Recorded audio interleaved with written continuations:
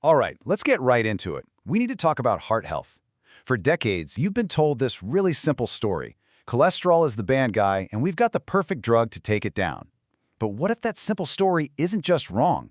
What if it's dangerously misleading? For pretty much everyone, the second you mention heart health, the conversation immediately jumps to cholesterol. And the one-size-fits-all answer has always been the statin, a pill designed to hammer that number down. But what if focusing on that one number is making us miss the real forest for the trees? In fact, what if the whole story has a twist that nobody talks about? A twist that centers on this one single number. That's right, 50%. Let that sink in. The medical literature is crystal clear on this. Half of all heart attacks occur in people who have perfectly normal, even optimal cholesterol levels. Now, this isn't some minor detail. This is a massive, blinking red light that should make us all stop and ask one crucial question. What in the world are we missing? So to figure out what we're missing, let's start by ripping apart the conventional approach, the one that leaves half the story on the cutting room floor. Let's see where the cracks are really starting to show. So the conventional playbook is obsessed with total cholesterol, and the main weapon is a statin. But here's the thing they don't shout from the rooftops. The actual risk reduction from these drugs can be surprisingly tiny for many people. On top of that, they can actually drain your body of vital nutrients like CoQ10, which your cells literally need to produce energy. It kind of reminds you of the old story with beta blockers, right? They used to be the first thing prescribed for high blood pressure, and now we know better. It just proves that science is always evolving. And that's the whole point, isn't it? To really get a handle on heart disease, we have to look at the same old problem, cholesterol in the arteries, but we have to put on a completely different pair of glasses to see what's actually going on. So you've got a choice. You can stick with the familiar, simple story we've all been told, or you can choose to dig deeper and get a much more complete picture of what's really happening inside your body. So if it's not just about cholesterol, who's the real villain in this story? Well, the evidence is overwhelming. It points to one primary culprit that really sets the stage for heart disease: inflammation. It all kicks off with this delicate inner lining of your blood vessels. It's called the endothelium.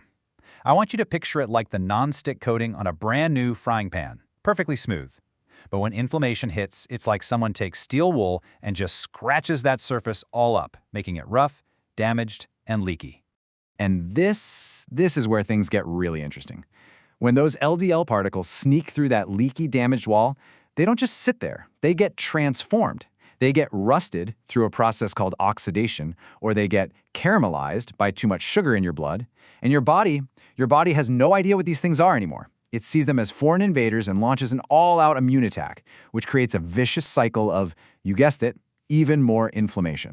And this inflammation doesn't just come out of nowhere. It's a direct result of our modern lives. This STAINS acronym is just brilliant. We're talking about chronic stress and bad sleep, toxins from our environment, adverse food reactions, hidden infections like in your gut or even your teeth, nutritional problems, and being too solitary or sedentary. Each one of these things sends a danger signal to your body, keeping that fire of inflammation burning 24/7. Okay, this brings us to the next bombshell.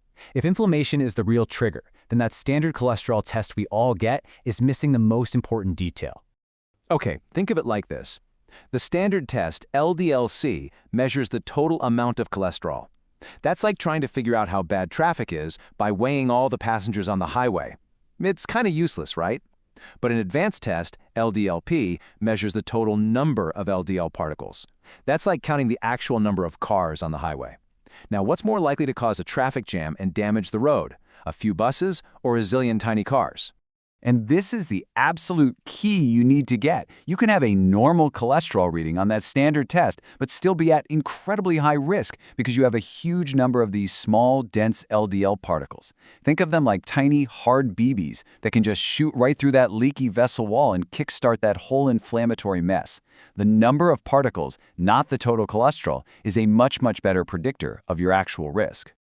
So, if we reframe heart disease as a disease of inflammation and particle number, how do we actually fix it? This is where the functional medicine toolkit comes into play.